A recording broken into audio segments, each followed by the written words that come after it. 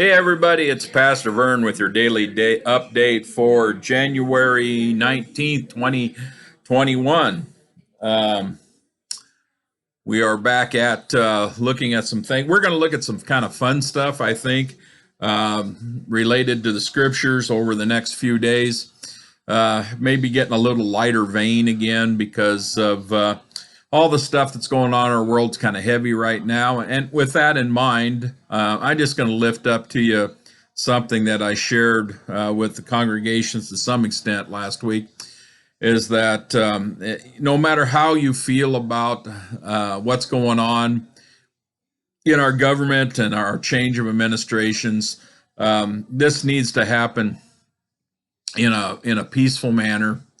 That peaceful transfer of power has been a tradition in our country for nearly 250 years now, and we don't have to necessarily agree or disagree with the incoming administration to respect that aspect of it. And we don't even have to agree on whether or not the election was legitimate because the process is pushed forward. We sort those things out as we go along because it is going to happen, right? So let's keep that in our hearts as we move forward. And if I try not to talk too much about politics from my position as a pastor. If you want to talk to me about it in person, outside of the clergy role, yeah, I've got opinions. So anyway. Today we're going to talk about some Jewish traditions that relate to the Bible in the next few days, and there's some things that I think are kind of interesting and also just kind of fun facts, I guess you would say. I don't know if that's the right term when using the scriptures, but we of course know that the Old Testament is the story of the Hebrew people up to the time that Jesus made his appearance, and there's a lot of things that have changed through Christianity. And one of the things that's even changed about through Christianity is the Old Testament. We had a trend for a time that was kind of both interesting and disturbing. We had some theologians who were trying to put some new language into our discussion. I'd heard a couple pastors use this term, the First and Second Testaments instead of the Old and the New, and I struggle with that because of the wording at the end of the New Testament.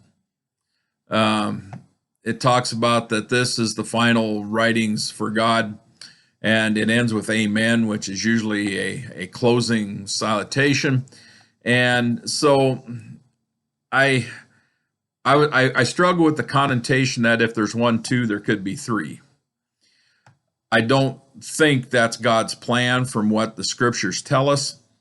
But so the old, new, that tends to be more definite, that there was an old covenant with God and a new covenant with God. And those are why we have it we describe them that way.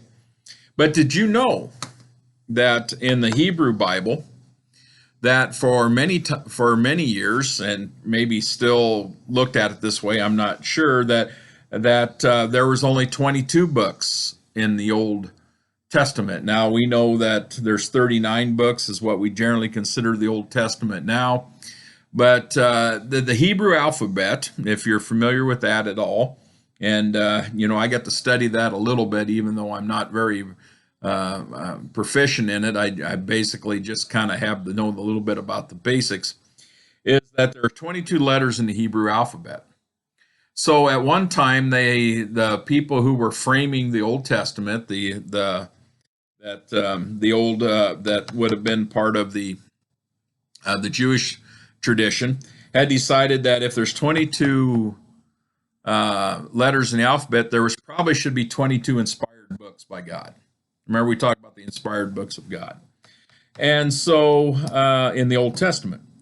So how did they achieve that? Because really there's still the same information in there. They didn't add another 11 books. or more than that, 18 books, I guess.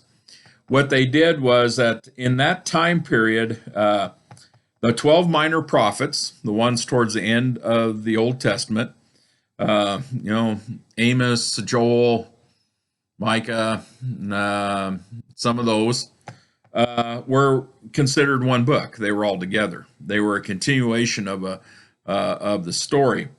And while Samuel, Kings, and Chronicles, they were not divided. And remember, we've got first and seconds. One of them's got, I believe, 3 books to it. No, maybe just 2.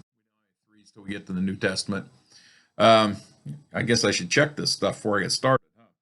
But anyway, they weren't divided. And Ezra and Nehemiah, which are kind of books that are not really part of the 12 minor prophets, but are little smaller books, they were composed as one book too. So that made 22 in the New Testament, or the Old Testament, rather. I guess we probably, I don't know if they were changed later for clarification. I think it would seem pretty good to have them divided for clarification, especially the minor prophets, because if you read the minor prophets, they were called by God for different opportunities and different times, and so having them divided seems to make sense. As far as Samuel, Kings, and Chronicles, I think there's some sense to be made in those two of being divided out, as they kind of go through different tenures of people's lives and their relationship with God.